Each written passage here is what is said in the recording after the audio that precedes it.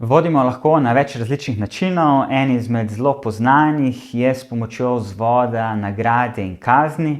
Ne pravim, da je karkoli prav ali pa narobe s tem načinom vodenja. Se nam pa lahko zgodi, da bojo potem naši zaposleni vedno delali samo za nagrado ali pa zato, da bi se izognili kazni. Se pravi, na ta način lahko v bistvu motivacija začenja upadati ali pa če ne bomo dali vedno višjih nagrad, začenja prihajati do odpora, do upada motivacije. Kaj je alternativni način vodenja?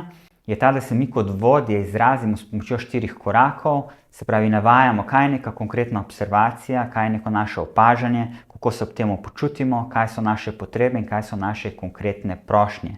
Pa si dajmo pogledati par praktičnih primerov. Recimo prvi primer, ko se kot vodja izrazim na način delegacije oziroma na način nagrajevanja in kazni. Glejte, danes smo dobili en nov projekt in seveda tisti, ki se boste izkazali, boste prejeli ustrezno nagrado in povišico, mogoče dobite celo malo več dopusta. Tisti, ki pa se ne boste izkazali, za tiste pa se veste, vas čakajo sankcije in ja, pač, se veste, kaj vas čaka, ne. Kako bi lahko omenjeno situacijo podelili z zaposlenimi s pomočjo 4 osnovnih korakov avtentičnega izražanja?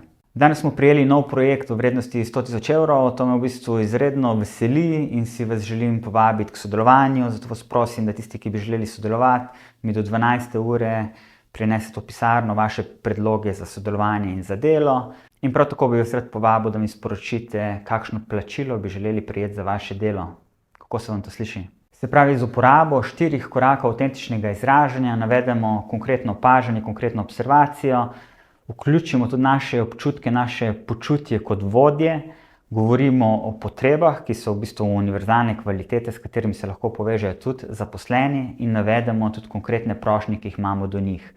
Na ta način v bistvu se odpiramo za predloge zaposlenih, se odpiramo za njihove predloge za delo, se odpiramo za njihove predloge za plačilo in ko vse te predloge zaposlenih prejmemo, jih lahko na to z njimi še dodatno predebatiramo in poiščemo kar se da optimalne rešitve, s katerimi bomo podprli tako naše potrebe kot njihove potrebe.